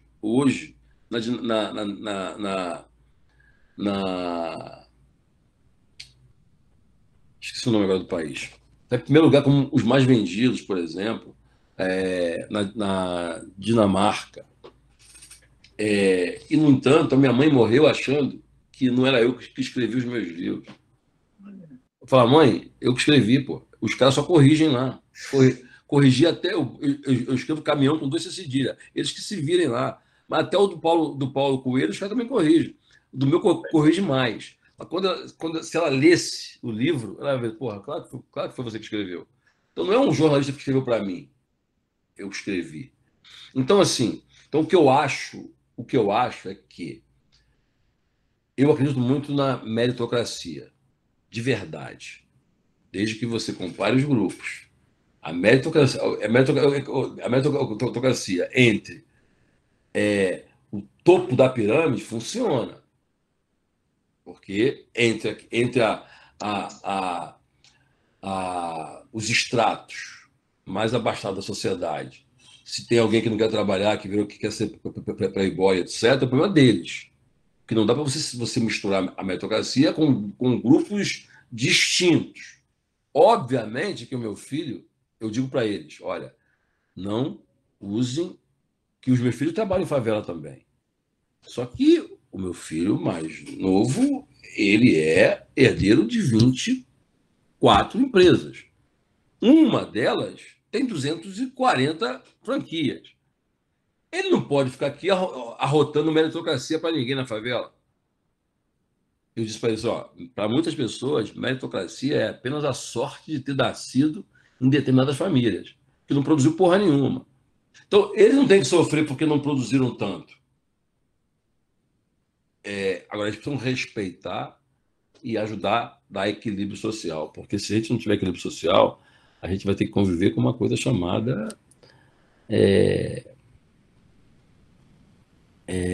convulsão social. E com uma convulsão todo mundo perde, o país é nivelado por baixo, ninguém vai querer roubar teu carro, vão querer roubar a sua geladeira, porque não vai ter mais água, não vai ter mais luz, não vai ter mais porra nenhuma, o teu dinheiro não serve mais para porra nenhuma, que nem teu avião você vai conseguir mais levantar, porque não tem combustível. Então, assim, é preciso... Eu acho que uma sociedade justa não é aquela que todo mundo vai ser Silvio Santos. Eu acho que uma sociedade justa é aquela em que o filho do Silvio Santos e o filho de quem vende o carnê possam sonhar com a mobilidade social. O rico fica puto com a favela. Eu moro num condomínio, por exemplo, em Angra dos Reis, e o povo do condomínio fica puto, porque tem favela lá perto. No Frade. Fica puto que tem favela lá perto. Fica puto mesmo, mas tem favela aqui perto. Cara, mas assim, eles querem o cara para limpar a merda dele ao alcance da mão. Se der vontade de pegar o barco agora, quer que o marinheiro more bem pertinho da casa deles. Ou seja, Todas as pessoas que vai prestar serviço para você tem que ficar ao alcance do seu braço. Então, meu amigo, ou você compra uma casa para eles no condomínio que você mora, ou eles vão morar perto mesmo. E o que significa dizer que morar todas as pessoas que servem essas pessoas perto significa dizer que vai ser construída uma favela para servir os condomínios. É o óbvio. Então, é uma hipocrisia absurda, porque está todo mundo olhando para o seu próprio umbigo o tempo todo. Então, o que eu acho é, ou a gente divide as riquezas com a favela e com os pretos que nós produzimos, ou vamos, invariavelmente, termos que dividir as consequências da miséria que a elite sempre produziu. O retrato da Zona Sul carioca, retrato de São Paulo, né, que você trouxe agora aqui, é um retrato das grandes megalópolis aqui do Brasil. Alguém mais quer fazer uma consideração? Quem é de fora do UFRJ também, como Sérgio Henrique, que trabalha na Rocinha, né, professor do Estado, Karine Lírio, que trabalha na rede de educação de Nova Iguaçu. Alguém quer fazer alguma consideração? Professor Rafael, para a gente encerrar também e liberar o Celso aí depois dessa aula dele, cara. Porque... Vamos lá, então, Sérgio. Bom, boa noite a todos, boa noite, Celso. A gente, talvez você não lembre de mim, mas a gente se conhece da época ainda lá do viaduto, né? Do Charme de Madureira. Nessa época eu trabalhava no Afroreg, então a gente tem uma origem parecida. E aí, a minha pergunta é, obviamente, eu não quero pecar com arrogância, mas quando você tem as suas empresas, os seus trabalhos, quando a gente fala, por outro lado, a gente fala de empreendedorismo e de negócios, a academia apresenta para a gente uma bibliografia em cima dos negócios, né? E aí eu quero saber se você tomou conhecimento das forças de Porter, por exemplo, para você analisar os seus projetos, suas empresas. Eu digo isso não quando você criou as empresas, porque é um empreendedorismo de sobrevivência, como eu também fazia na época. Mas eu digo hoje, a gente para e olha para trás. Essas forças de Porter, essa entrada da academia, ela traz para você, ela diz para você alguma coisa? Eu acho que vai dizer em algum momento. Eu não sei nem o que é isso que você falou aí. Mas, assim, eu acho que faz falta. Quando eu digo para você, inclusive, que a minha mãe poderia ter sido muito melhor, eu poderia ser muito melhor. Não sei se é muito melhor, porque eu podia também ter escolhido um caminho, ter montado um negócio, está comendo negócio até hoje porque eu estudei aquele negócio. E hoje existem vários negócios porque eu escolhi um caminho. Aliás, eu nem escolhi um caminho que me escolheu e eu fui. Mas eu tenho certeza que eu posso ser muito melhor na medida em que eu tenha muito mais conhecimento. O que tem acontecido é que as oportunidades são tão grandes, os caminhos são tão grandes que eu tenho tido pouco tempo de sair desse lugar para poder entender melhor o que eu faço. Então, eu tenho me especializado cada dia mais em favelas, para que esse guarda-chuva fique mais sólido, porque as oportunidades estão batendo na porta todos os dias. Eu só queria fazer uma questão aqui, porque quando a gente fala de políticas e fala de religião, as pessoas, às vezes, elas se ofendem e tal, e com razão, porque cada um tem seu pensamento. E vão sempre achar que a gente está generalizando, né? E não é isso. Não é generalizar. É porque existem conceitos. Quando você pode, eventualmente, é natural que você escolha os seus pares. É natural que o judeu, que o japonês, escolha os seus pares. O que não significa dizer que ele odeia os outros. E eu te digo isso porque eu fui segurança do shopping. Eu ouvi Álvaro Tito, Rebanhão, Aline Barros. Eu estava num shopping chamado CPAD. E o tratamento que eles me davam não era um tratamento discriminatório, nunca foi, mas diferente. Porque eu não faço parte daquela comunidade. Isso é legítimo. Eu não acho que eu vou representar os indígenas ou vou representar um coletivo de japoneses. E se eles me apartarem, eu não vou achar que eles estão sendo racistas. Eu vou achar que eu não faço parte daquela comunidade. Isso acontece em todos os grupos. Porém, o que não significa dizer que você vai ter mulheres japonesas ou homens que vão casar com pretos e brancos. Só que isso não é a regra. Isso é exceção. Basta dizer que quando você vê isso, você olha 2 vezes. Porque não é comum. Então é natural que eu tenha, por exemplo, amigos de todas as religiões. Eu não sou eu sou católico, apostólico, romano, não praticante. Quer dizer, eu sou católico, apostólico, romano. Eu não sei nem o que é isso, porque na prática, se você não pratica, você não é. Mas por isso é que tem tantos católicos, inclusive no Brasil, porque um percentual muito grande não é, se diz não praticante, por conta da história, inclusive, do catolicismo no país. Talvez quem for católico, você estou generalizando. Não estou generalizando. É fato. Muitas das pessoas que se dizem católicas não são. E também é natural que você, como católico, você, como protestante, você tem amigos de todas as classes, de todas as raças, etc. Porém, existe sim, na condição de quem tem parentes, a minha esposa é evangélica, inclusive, existe um discurso e uma orientação. Se você vai seguir ou não, ok. Mas você precisa, inclusive, ajudar aquelas pessoas que se deixaram abater pelo demônio. Esse é um discurso para todas. Isso, o que é legítimo também. Se você acredita que você está fazendo bem para aquelas pessoas, você vai tentar ajudá-las. E está tudo certo. Então, não vejo nenhum problema nisso. E, por isso, também não vejo nenhum problema nos distanciamentos de alguns grupos, porque pregam coisas diferentes, o que também é legítimo num país laico, em que acreditam em coisas diferentes, embora nós somos educados para poder vivermos dentro de um coletivo, etc. Mas a liberdade de acreditarmos nas nossas coisas, de pensarmos diferente, também é fundamental, e a gente precisa também respeitar isso. Se eu tiver hoje que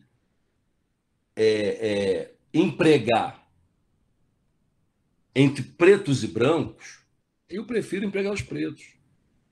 E os brancos vão dizer que eu sou racista por conta disso. É um direito deles dizerem isso. Mas é um direito meu preferir os meus pares nesse momento. Qual que é o problema? Nenhum. Eu estou falando de diversidade, estou falando de equidade, estou falando de oportunidade. E quando eu falo que eu trabalho em favela, por exemplo, eu estou trabalhando com um grupo de 87% de pretos. Então é contraditório quando você entra nessas empresas e você vai ver os mais preparados, os mais qualificados, que eu já sei quem são. Pô. Eu vou para as melhores universidades, vou empregar os melhores das universidades, eu já sei quem são. Só que eu vou estar reproduzindo a lógica.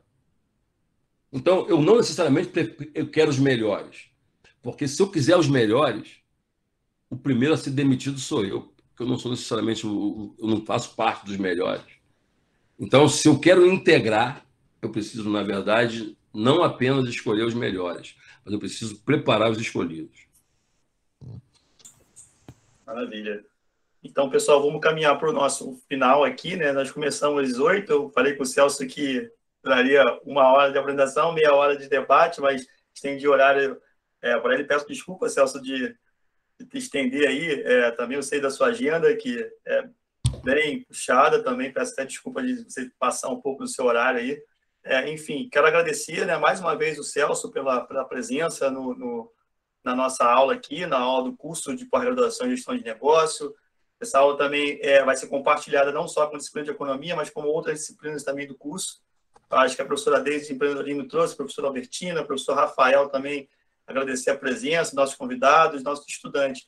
Acho que foi um prazer, né, mais uma vez aqui, foi um prazer estar com vocês e estar com o Celso aí para dividir esse espaço, né, e dar uma aula para a gente, de fato, o que é empreendedorismo, né, de base da pirâmide. Né? Eu acho que essas questões que o Sérgio traz do ponto de vista das referências acadêmicas, elas estão, às vezes, de certa forma, elas são deixadas para trás, não só pela formação, mas pela questão do olhar, da intuição daquele empreendedor. Né? Se você pegar aqui, tem a história do Celso, que é um empreendedor, com essa história de outros empreendedores também, da Baixada Fluminense, que teceram redes. Né? Eu acho que o que a academia talvez não ensina, ou Sérgio, às vezes também fica muito distante da academia ensinar.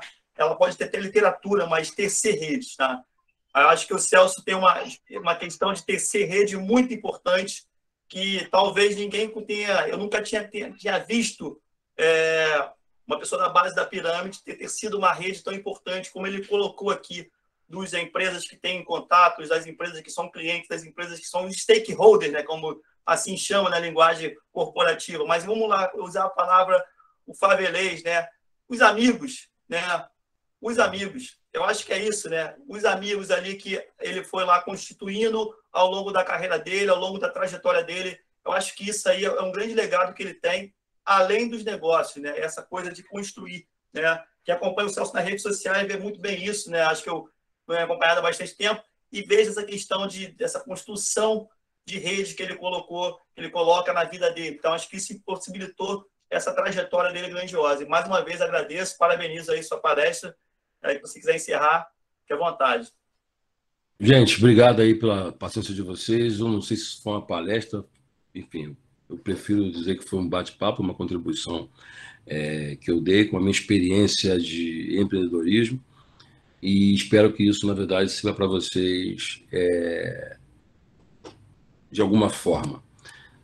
Meu telefone você tem, as minhas redes sociais já coloquei aqui, e eu estou à disposição de cada um de vocês, e também da universidade, se quiser pensar em coisas. Eu não quero me colocar na condição de que eu tenho algo além do básico, porque o que eu tenho de básico na verdade, a minha experiência, e aqui cada um tem a sua, e tantos outros stakeholders da minha relação também tem seus conteúdos e tem colocado à disposição. O meu projeto de vida é coletivo.